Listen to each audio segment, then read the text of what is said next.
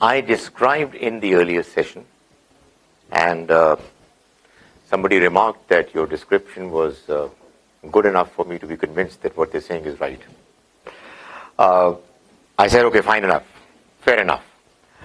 But let us now honestly look at the other point of view, which we at Al-Mawrid are presenting as, call it the alternative reading of the Quran. And we are claiming that this is what, in our humble understanding, the Almighty is saying. The crux, the basic point that we are making is that the verses of the Quran which are urging believers to undertake arms to do what is normally called jihad, those verses can be divided into two categories. There is a jihad which has been required to be undertaken by Muslims, and that requirement, expectation, is meant to be applicable for all times to come. So let's call it the universal expectation of jihad, of battle or war to be undertaken by Muslims. There are certain conditions. There is another set of verses, and I'm pretty confident that they are more in number, which we are convinced are era, time specific. In other words, they were meant to be applicable at the time when the Messenger of God, may God's mercy be on him, was there, but they are not applicable anymore. Now I'm going to make an attempt to let you know what these two set of verses are, and to let you know as to why we feel that as far as one of the two sets is concerned, it applies for all times, most certainly after certain conditions are satisfied. The other set of verses was meant for only the time when the Messenger himself was there. There is a verse of the Quran which talks about both. So I start with that verse. It's verse 193 of Surah Al-Baqarah, the second chapter of the Quran. The Almighty is saying, قَاتِلُوهُمْ, you fight against them, حَتَّى لَا تَكُونَ فِتْنَةٌ, until such time that there remains no fitna, no religious persecution. وَيَكُونَ الدِّينُ لِلَّهِ, and deen should become exclusively for God. Religion, its practice, its application on the society should become exclusively for the Almighty. What I'm saying is that in this verse, the first part, that is, you should fight to remove religious persecution, is what applies for the present times as well. As far as the other is concerned, that hatta وَيَكُونَ الدِّينُ لِلَّهِ, the entire religion should be exclusively for God, that is His religion. It's something that was meant for that particular era. First, I would mention the two other verses, apart from, I'm sure, certain others as well, which are talking about the first of the two categories. There is a verse in Surah Nisa, the fourth chapter of the Quran, verse number 75, which says, وَمَا لَكُمْ لَا تُقَاتِلُونَ فِي سَبِيلِ اللَّهِ. It is urging believers and saying, what has gone wrong with you that you do not fight in the way of God. وَالْمُسْتَضَعِفِينَ مِنَ الرِّجَالِ وَالنِّسَاءِ وَالْوِلْدَانِ. When the reality is that there are weak men, women, and children, الَّذِينَ يَقُولُونَ, who are praying, رَبَّنَا أَخْرِجْنَا مِنْ هَذِهِ الْقَرْيَةِ الظَّالِمِ أَهْلُهَا. O our Lord, take us out of this place, this society, whose inhabitants have become unfair tyrants. وَجْعَلْ لَنَا مِن لَّدُنْكَ وَلِيًّا, and you arrange for us certain supporters, certain friends, supporters. وَجْعَلْ لَنَا مِن لَّدُنْكَ نَصِيرًا, and you arrange for us some support from your side. In other words, the Quran is saying that at the time when some believers were being persecuted simply because they had acquired a certain religious understanding, faith, this is not tolerable. This is something which really needs to be removed, and for that purpose use of force is also allowed, and Muslims were urged to do that. Now, I've spoken elsewhere, and I'm just repeating briefly, that there are conditions which must be satisfied even if this category of jihad is to be undertaken. The first condition is that it has to be undertaken under the supervision, command, control of a ruler.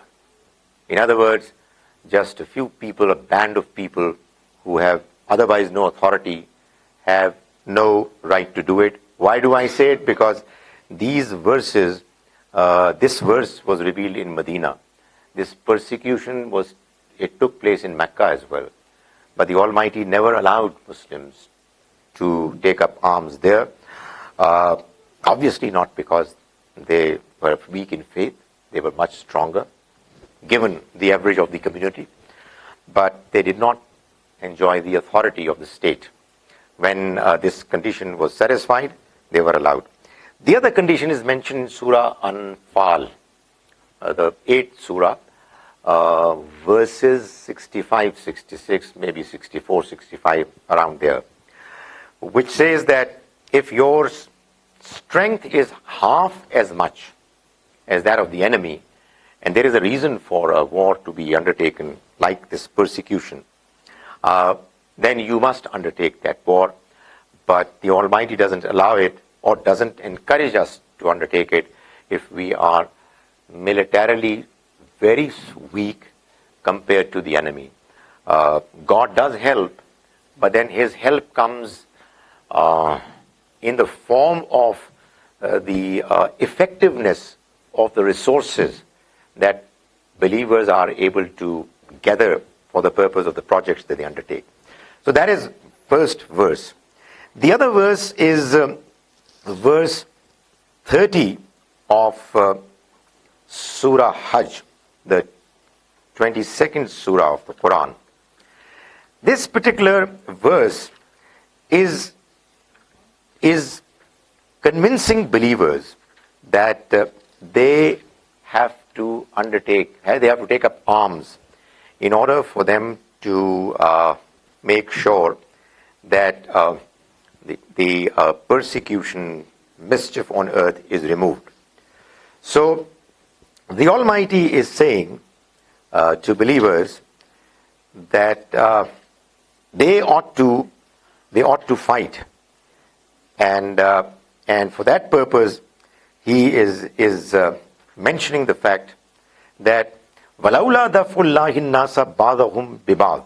Did I say it's verse 30? It's verse 40. وَلَوْلَا دَفْعُ اللَّهِ النَّاسَ بَعْضَهُمْ بِبَعْضٍ. If God had not enabled people to defend themselves and remove one against the other, لَهُدِّمَتْ صَوَامِعُ وَبِيعٌ وَصَلَوَاتٌ وَمَسَاجِدُ يُذْكَرُ فِيهَا اسْمُ اللَّهِ كَثِيرًا.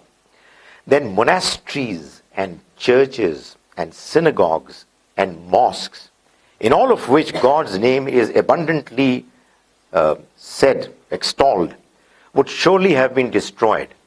That is, God is convincing believers that if you are not going to take up arms against certain unscrupulous people, they are going to destroy everything, even God's places of worship. And when the Quran mentions those places of worship, it's not just talking about mosques. It is talking about synagogues, churches, monasteries as well.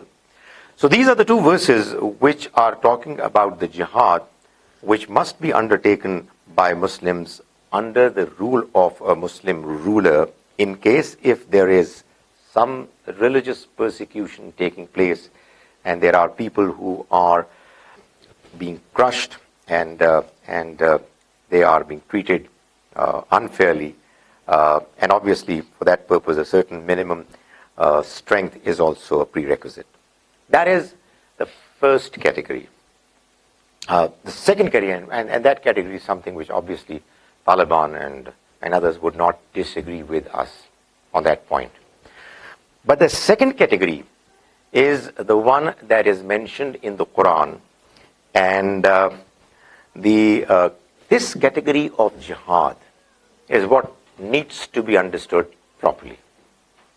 And I urge you to listen to it carefully. Not that you have not been doing it earlier, but probably even more. Because here is something which might turn out to be either a breakthrough in understanding, or it may also turn out to be a disappointment. But either way, you've got to listen to it. The Quran mentions a rule, a law, a policy of the Almighty, which the Quran describes as Sunnatullah, the strategy of the Almighty, the policy, the law of God, which really means that the Almighty is mentioning that there are certain rules which He has decided to follow while running the affairs of this world, and He never ever violates those rules. One such rule is what has been described in verse 47 of Surah 10, Surah Yunus, verse 47. The Quran says, وَلِكُلِّ أُمَّةٍ رَسُولٍ. Every nation has had a Rasul, a messenger. And when I say a Rasul, it is a category I am stating, not distinguishing it from Nabi, but it's a part of the broad category of Anbiya, within which Rasul are a subset. They are, let's say, in some cases, a level above. In that, like Anbiya, they also are Anbiya, but in addition to being Nabi, they are also Rasul. And when they are Rasul, then the Almighty mentions what in addition do they have from God as His policy, His kindness towards them. He says, فَإِذَا جَاءَ رَسُولُهُمْ. So whenever comes their messenger to them, قُضِيَ بَيْنَهُمْ بِالْقِسْطِ. He decides about their fate fairly, justly. وَهُمْ لَا يُظْلَمُونَ. And they are not treated unfairly.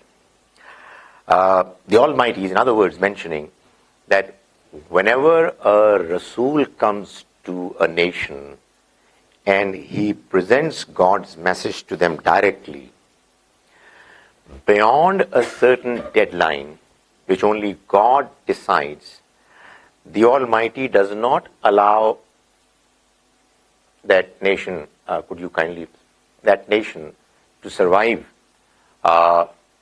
because they have received the message effectively, convincingly, and they don't deserve to survive anymore. And they are visited by the Almighty's punishment. That is what this verse is saying. This theme, this understanding has been repeated in the Quran over and over again. I'm sure all of you have read the Quran. And all of you must have had this question in mind as to why is it that the story of Nuh, Hud, Saleh, Shuaib, Lut, Musa alayhimus salam is mentioned over and over again. Is it not that mention of a story once should have sufficed? Why is it that repeated over and over again? The reason is that the Almighty is telling the people of Mecca and its surroundings, the people belonging to the Arabian Peninsula, okay, look here, you are now going through a trial whereby our messenger has come right in the midst of you. He is a part of you. Be absolutely sure. Either you believe in him and you succeed in this life and the next life, or you reject him and you will not only be doomed in the next life, you will be doomed here as well. That's what a Rasul is. So, for example, quite apart from many other passages, longer passages, there is a relatively shorter surah, Surah 54, Surah Al-Qamar, which from verse 9 to 42 is describing the stories of 5 of these 6 messengers that I've mentioned, but briefly. In actual fact, if you look at them, well, they are gradually decreasing in the volume of words that are employed to describe them. So it's a kind of a descending order of length. But at the end of the description of the stories of each one of them, which actually ends by saying that when they denied and rejected, they were destroyed. The immediately next verse, 43, says, Akuffarukum khairum min ulaikum. Believers, are your rejectors any better than the earlier ones? Am lahum baratun fi zubur. Or do they have any immunity written in scriptures for them? Are they, in other words, going to be spared? Whereas their counterparts in the earlier nations who rejected their messages were all destroyed. How come it is possible? God has a policy. He never violates that policy. That's what the Quran is saying. In other words, the Quran is saying that, you know what? These fellow nationals of yours, fellow tribesmen of yours, your relative, will not be spared. They have done the same crime, committed the same crime which the earlier people had committed in rejecting the message of the messenger of God, despite the fact that the message was conveyed to them absolutely clearly and convincingly. And they rejected it, and a certain deadline was decided by the Almighty. After that deadline was reached, the Almighty declared that they are not going to be spared. And this is what the Quran says. This policy of the Almighty, strategy, has been described in clear terms as a principle in Surah Al-Mujadila, the 58th Surah, verses 20 and 21. The Almighty says, Innal lazina yuhadduna Allah wa rasulah. Indeed, those who oppose God and His Messenger, ulaika fil azallin. They are the ones who are going to be insulted, who are going to be reduced to nothing, to insult. And goes on to say in the next verse, Kataballah. God has decided, He has written it down. La ghlibanna, I am going to prevail. Ana wa rusuli, I and my messengers. So this principle has been mentioned in the Quran, that when a Rasul messenger comes, then the people who are the immediate addressees, they reject the message despite knowing it to be correct, and despite getting opportunities after opportunities to correct the wrong that they had done, they insist, and they are arrogantly insisting, they are destroyed and punished by the Almighty. This punishment can come in 2 different forms. One, natural calamities, as happened in the case of most of the earlier messengers, or through the swords of the companions of the messenger, as happened in the case of the last messenger. May God's mercy be on him. But don't think that he was the only exception. In case of Musa alayhi salam, we know that the Quran mentions in Surah Al-Baqarah, and this mention is corroborated, supported by a mention in Bible, that when the children of Israel, right in the presence of Musa alayhi salam, presence means in his lifetime, obviously he had gone to meet God, but he was there, and they committed polytheism, shirk. In other words, they rejected the message of Musa alayhi salam. And the Quran says, فَقْتُلُوا أَنفُسَكُمْ, kill your own people. And according to the Bible, something like 3,000 people were killed by the children of Israel. They killed their own relatives. So this is God's law.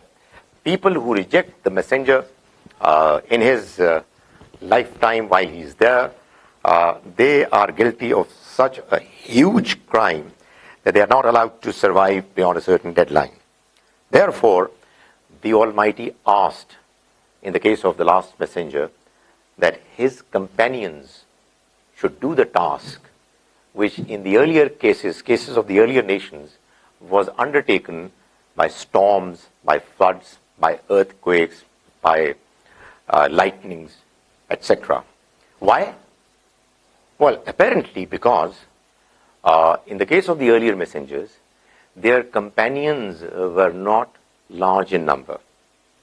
In the case of the last prophet, the companions were large enough for them to be given this task.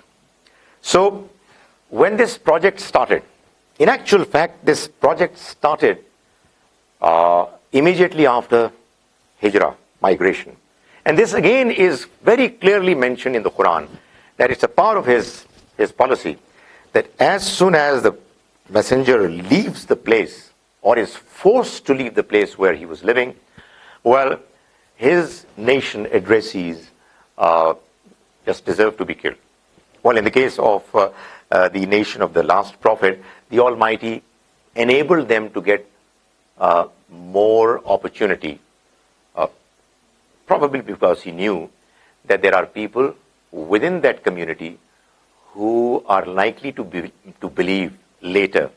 So, this was kind of delayed. And this punishment took place in installments.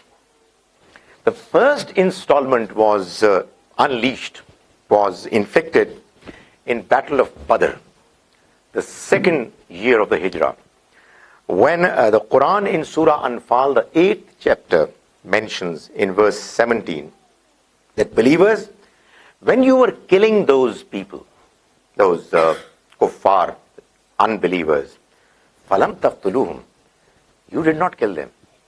You did not kill them. Walakinna Allah qatalahum. Instead, it was God who killed them. And it is said that the Prophet, may God's mercy be on him, he threw pebbles he took in his hand towards the unbelievers, and it transformed into a storm, which caused them to be punished. So the next part of the verse says, Vama ramaita is ramaita. O Messenger, you did not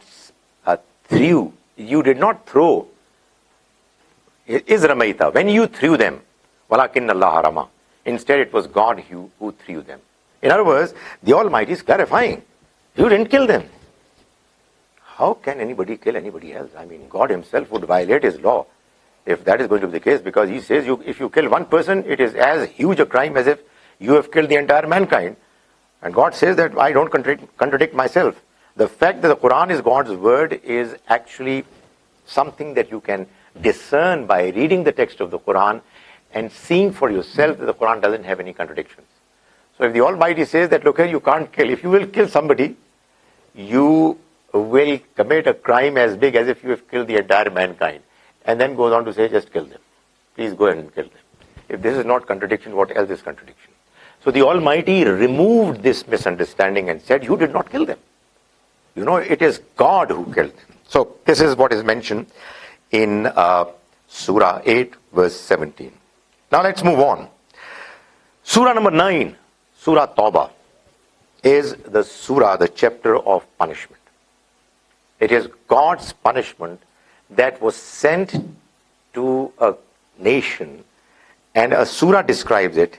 Therefore, not surprisingly, this is the only surah which does not begin with Bismillah ar-Rahman ar-Rahim, the customary beginning of all the other surahs of the Quran, because this verse, Tasmiyah, it carries the Almighty's two attributes, ar-Rahman ar-Rahim, which would have appeared inconsistent in their mood with the rest of the message, because this message is describing the punishment of the Almighty to be sent to the enemies of God and His Messenger. So verse 5 of this surah says, فَإِذَنْ سَلَخَ الْأَشْهُرُ الْحُرُمُ.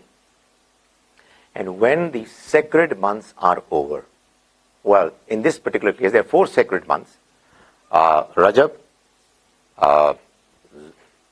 Zulqad, Zulhajj, and Muharram.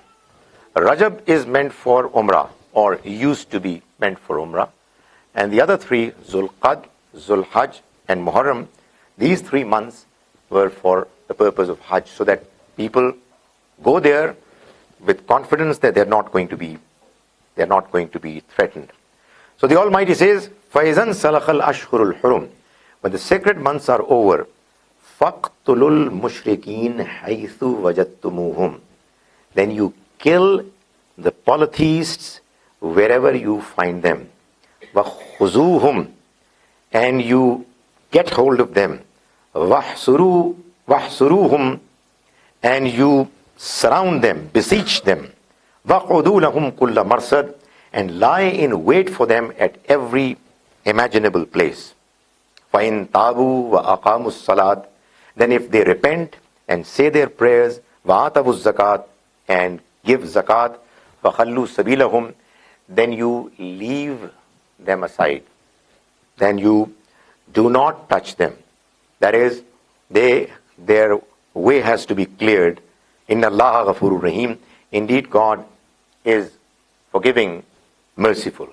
That is, the Almighty here is actually declaring that this punishment that was to be inflicted upon these people who rejected the message of the Messenger, that punishment has now got to be inflicted, and He is sending these instructions. However, because this punishment was given, because there were people who rejected God's message coming to them directly from the Messenger of God, knowing it to be from Him, there could have been exceptions.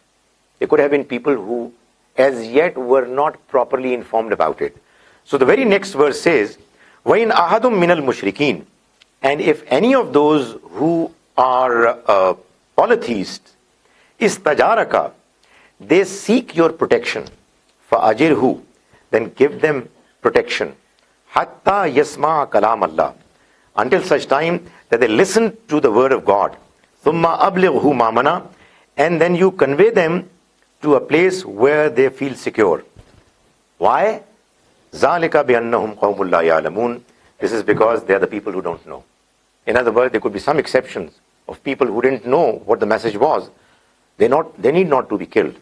So this is a passage which again is mentioning the fact that here was a punishment of the Almighty that was inflicted upon the people who were guilty of rejecting God's messenger. If at all there was a possibility that somebody might say that, well, why not now? And why is it that you're saying that it's the Almighty's punishment? Well, the answer is, it is because the Almighty Himself is saying that it was punishment. In verse 14 of the same chapter, Surah Tawbah, the Almighty says, قَاتِلُوهُمْ, fight against them. يُعَذِّبْهُمُ اللَّهُ بِأَيْدِيكُمْ, God is going to punish them through your hands. I keep asking my brothers and sisters that could there be more that God could have done to clarify that it is a punishment that God is inflicting upon those people through the hands of the companions of the messenger? He has said it so very clearly. This is verse 14, chapter 9. قَاتِلُوهُمْ, fight them. يُعَذِّبْهُمُ اللَّهُ بِأَيْدِيكُمْ. God is going to punish them through your hands. Thereafter, I just wanted to point out another verse, which is verse 24 of the same surah. I am just pointing it out to let you know what is the extent of the seriousness, the severity of the problem.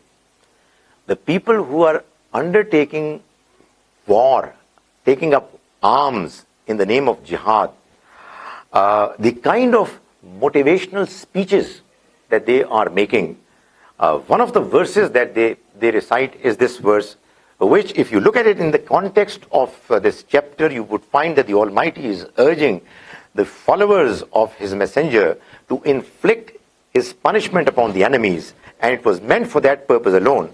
The Quran says, قُلْ إِنْ كَانَ آبَاؤُكُمْ وَأَبْنَاؤُكُمْ وَإِخْوَانُكُمْ وَأَزْوَاجُكُمْ وَعَشِيرَتُكُمْ.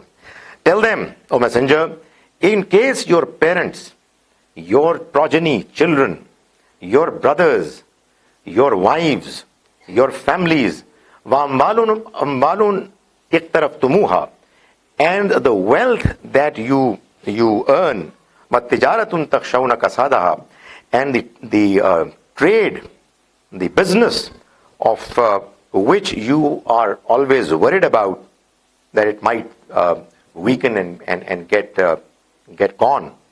وَمَسَاكِنُ تَرْضَوْنَهَا, and the houses that you make and you like them, if all of them أَحَبَّ إِلَيْكُمْ مِنَ اللَّهِ وَرَسُولِهِ وَجِهَادٍ فِي سَبِيلِهِ, they are more, you like them more, you love them more compared to God, His Messenger, and jihad, fighting in His way, فَتَرَبَّسُوا, then go and wait. In other words, get lost. حَتَّى يَأْتِيَ اللَّهُ بِأَمْرِهِ, until such time that God brings His decision. وَاللَّهُ لَا يَهْدِي الْقَوْمَ الْفَاسِقِينَ. God does not guide those who transgress limits. These are the verses, these are the kind of verses which are recited by the people who urge Muslims to fight in the way of God, and they make these verses applicable even to the present times. Whereas when you read the Quran, you find that these verses apply to certain situations where the Muslims were required by the Almighty to inflict God's punishment on the rejectors of the messengers of God. This punishment of the Almighty, when it was required to be inflicted, required the polytheists to be killed. But the people of the book, the Jews and the Christians, they were not meant to be killed. However, they were meant to be fought against in order for them to be subjugated and in order for them to be forced to accept living in the Muslim land as second-rate citizens by paying jizya. So the Quran says, قَاتِلُوا الَّذِينَ لَا يُؤْمِنُونَ بِاللَّهِ وَلَا بِالْيَوْمِ الْآخِرِ, verse 29 of Surah Tawbah. Fight against those who don't believe in God, وَلَا بِالْيَوْمِ الْآخِرِ, nor in the day of judgment. وَلَا يُحَرِّمُونَ مَا حَرَّمَ اللَّهُ وَرَسُولُهُ, nor do they make haram, prohibited, what God has declared as prohibited and His Messenger. وَلَا يَدِينُونَ دِينَ الْحَقِّ, nor do they make religion, true religion, as their religion. مِنَ الَّذِينَ أُوتُوا الْكِتَابِ, amongst those who were given the book, حَتَّى يُعْطُوا الْجِزْيَةَ عَنْ يَدٍ, until such time that they pay jizya with their own hands, وَهُمْ صَاغِرُونَ, and they remain second-rate citizens, lesser people. Now this is what our friends, Taliban, etc., believe is applicable even now. Not just them, many others. That these people, non-Muslims, people of the book, etc., we will fight them until such time that we are able to subjugate them, and we will force them to live under our rule as second-rate citizens, because that is the law of the Almighty. Now, this is something that has been mentioned, described as a principle, as I said earlier, in 3 verses.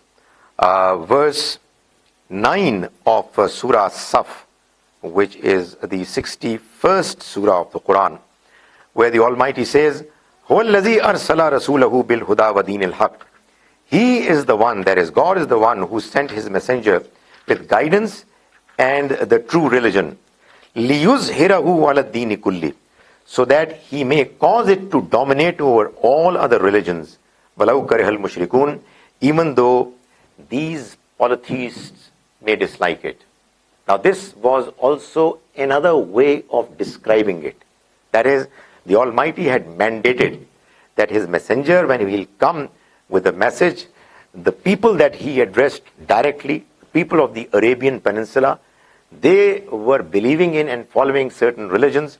The Almighty says that He has sent the religion of truth and guidance, and the idea is that through what He has delivered, this religion dominates over all other religions. And this obviously is not going to be acceptable to the polytheists. Al-Mushrikun, according to the Quran, is very clearly talking about the people of Mecca and its surroundings who believed that polytheism was God's message. They owned it, and they used to convince others about it. So that the Almighty is saying that the punishment that He has decided about those who have rejected the messenger is going to be implemented, and it is going to happen that ultimately God's message is going to prevail over all other religions of these surroundings, of this territory. If somebody accepts that this is meant for the entire humanity, for the entire globe, then the trouble is, A, that what do you mean by al-mushrikun? The Quran is very clear that the expression al-mushrikun is actually in the Quran meant to describe the people who claimed that polytheism was God's message, and even the people of the book were not described as al-mushrikun. The second problem is that if that was the ultimate objective, it didn't happen. The Prophet, may God's mercy be on him, was able to make sure that during his lifetime, the message prevails over the Arabian Peninsula in such a way that all other religions were not allowed to then become prominent. And therefore, he also said that in this Arabian Peninsula, no other religion is going to survive. It is a law that the Arabian Peninsula, which by and large is what we now describe as Saudi Arabia, including a few other smaller states, there can be no other place of worship except for the masajid of God that can be constructed, that can be allowed to remain. Because this is the law of the Almighty that was meant for the place where the last messenger came with God's message, and it was a punishment on the one hand, and it was a testimony on the other, that this punishment was inflicted and God's job has been duly done. Now I'm just going to mention the last verse of what I have mentioned over here to enable you to know the seriousness of the problem. When those people who believe that the mention of jihad and fighting against the enemy, wherever it's mentioned in the Quran, is universal and meant for all times to come, they read before their followers and those who are eagerly listening to their speeches and rhetoric this verse also, which is what I'm going to read out and translate, and as a consequence, end my second presentation. The verse says, "Inna Allah ashtara min al-mu'minina anfusahum wa amwalahum bi anna lahumul jannah." God has purchased the souls and the wealth of believers, bi anna lahumul jannah, in return for the paradise. That is, He has promised them paradise, and for that He is asking them to give their bodies, give their lives, and give their wealth. What do? يُقَاتِلُونَ فِي سَبِيلِ اللَّهِ. They fight in the way of God, فَيَقْتُلُونَ وَيُقْتَلُونَ. They kill and they get killed. وَعْدًا عَلَيْهِ حَقًّا فِي التَّوْرَاةِ وَالْإِنْجِيلِ وَالْقُرْآنِ. It is a promise that is binding upon him, upon God, to fulfill, mentioned in Torah, mentioned in Injil, Torah and Gospels, and mentioned in the Quran. وَمَنْ أَوْفَى بِعَهْدِهِ مِنَ اللَّهِ. And who could be more faithful in his covenant, in his promise than God? فَاسْتَبْشِرُوا بِبَيْعِكُمُ الَّذِي بَايَعْتُمْ بِهِ. So celebrate, rejoice in the bargain which you have made with him. وَذَلِكَ هُوَ الْفَوْزُ الْعَظِيمُ. And this is a victory which is clear, which is big. So people are urged to undertake jihad and join these forces which are fighting against different people in different lands. And the verses that are recited are obviously very, very effective. Who can be more effective in presentation than God Almighty himself? But the tragedy is that the verses that are recited are the ones that were not meant for the people who are being given to listen to them at all. They were the verses which were revealed by the Almighty for the companions of the Prophet to make sure that the Almighty's decision that he is going to punish the enemies, the rejectors of the messenger, and for that purpose they were being urged. If at all these verses are to be recited now, most certainly they need to be recited. They can only be applicable in the case where the universal jihad is to be undertaken, wherein there is tyranny and persecution unleashed upon a population, and they are helplessly praying to God, and there are Muslims, believers, who are strong under a ruler, and their military strength gives them the reason to feel confident that they can fight the enemy and they can inflict upon them defeat. And that is something which obviously can be done only in an organized manner. It's not something that is to be done by people who are who do not enjoy the right to rule over others. So what I've mentioned in this particular presentation is that the law of jihad, as mentioned in the Quran, has to be seen in the light of the two different categories of jihad that is mentioned therein, and one is applicable even now, while the other is not. Thank you very much.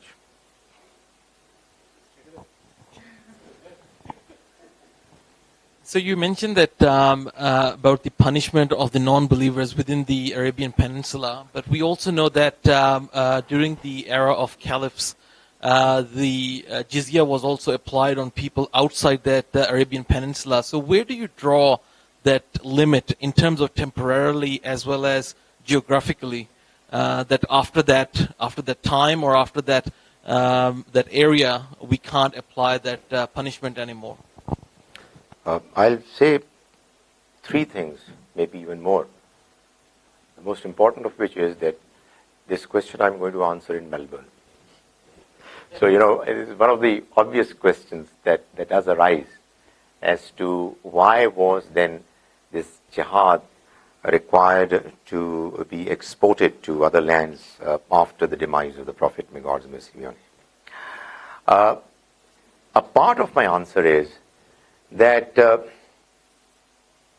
even if I'm not able to answer it, the point still remains that the Quran says you cannot kill.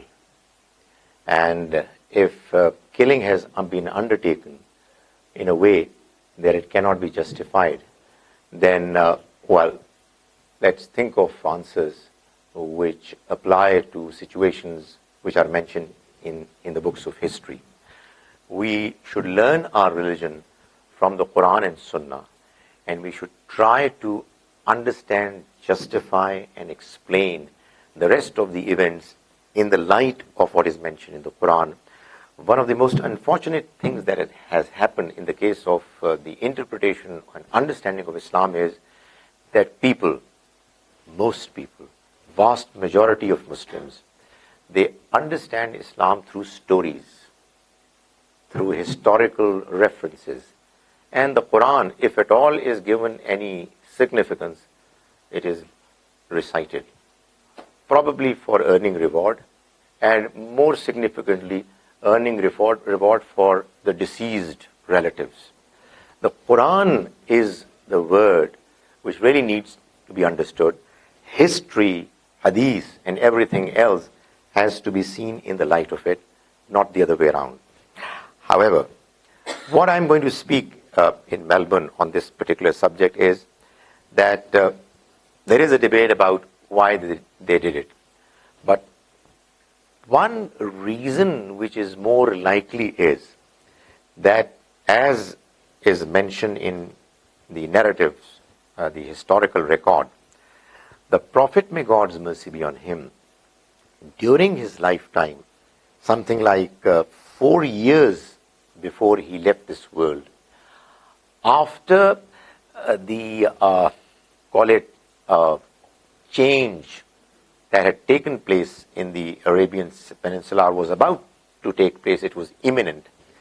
He wrote letters to the rulers and kings of the surrounding territories, telling them that this change has taken place, and what is called itmam-e hujjah, the completion of evidence, has already been done in this land, and through this message you should also know that a messenger of God has come to this world, and the Almighty's message has been delivered, and his punishment is now getting inflicted. If you are not going to allow this message to come to your land, not the masses, but the rulers are going to be forced to give way to this message to prevail over what is already happening in those societies. So this decision was taken by the companions. This decision was taken by the companions. Whether they interpreted it this way, or whether they took an independent decision which was an ijtihad, is what we really need to discuss and worry about. But the fact of the matter is that the law, that the Almighty's punishment was inflicted upon the people who were his direct addressees, is absolutely clear in the Quran. The fact that otherwise we are not allowed to kill anybody is absolutely clear in the Quran. The fact that, the companions later on, they invaded other territories, is also a historical, call it, fact. But this fact in no way can defy and ignore the realities that are there in the Quran. It is the Quran which, by its own statement, that should rule over everything else, and not the other way around.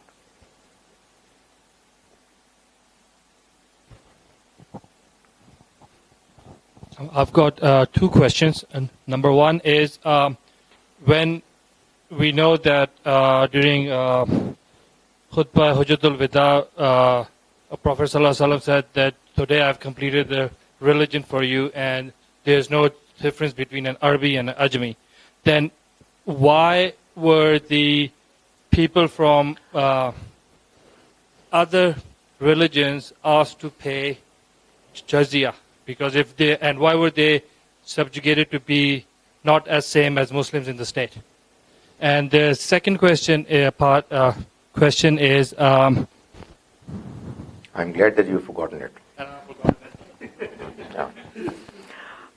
You see, that is precisely what I'm trying to say, that this payment of jizya, subjugation, and the status of second-rate citizens is not a law of Sharia.